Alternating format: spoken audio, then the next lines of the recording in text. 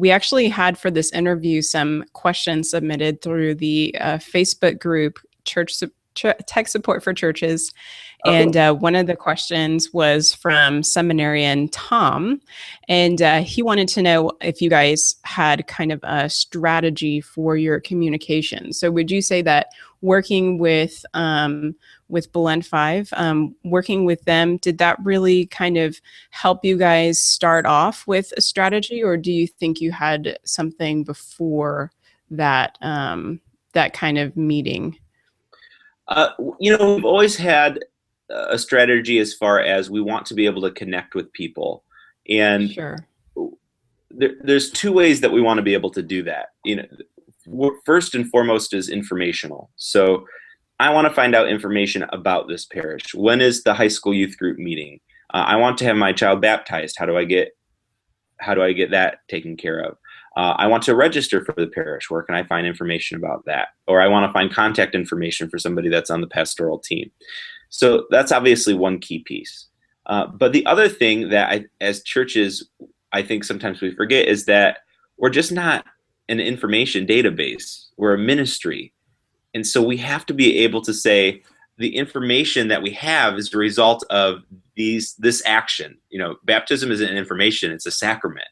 And so we actually developed a mobile app for our parish. I think we're coming up on, it'll be 2 years this fall, either 2 or 3 years. I can't remember, to be honest.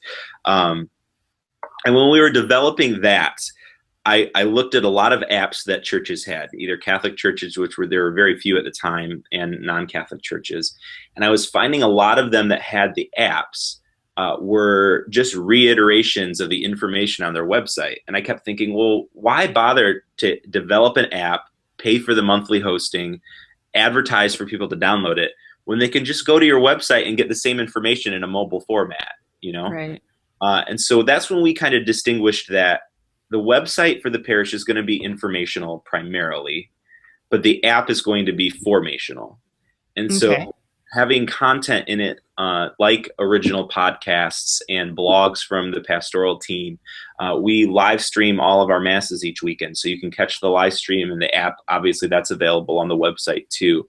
The app is a really easy way to just access the bulletin to see what programs and events are going on in the parish. And then we have different sections in it. We have a going deeper section where we've linked to, just different scripture reflections that people can find online.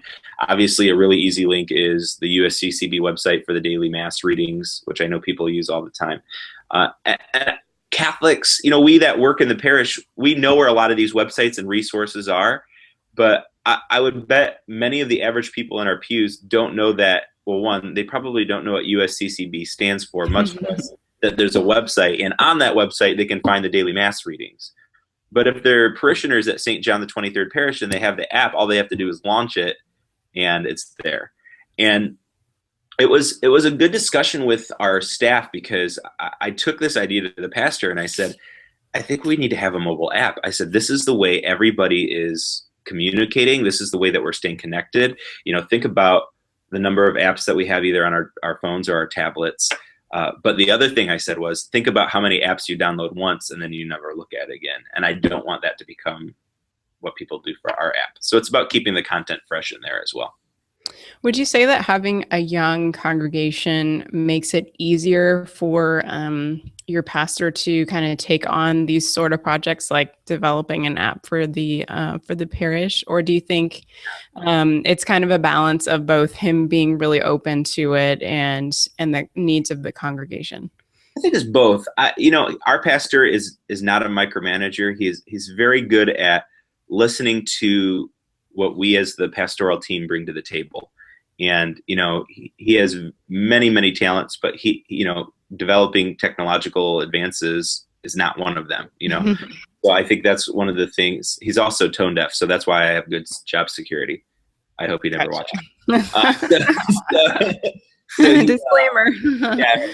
So, I think he appreciates that, and he values our opinions. And I think that's what works really well in our parish, is that we really are a team of people working together to further this community, not just someone working under a pastor. Mm-hmm. Awesome.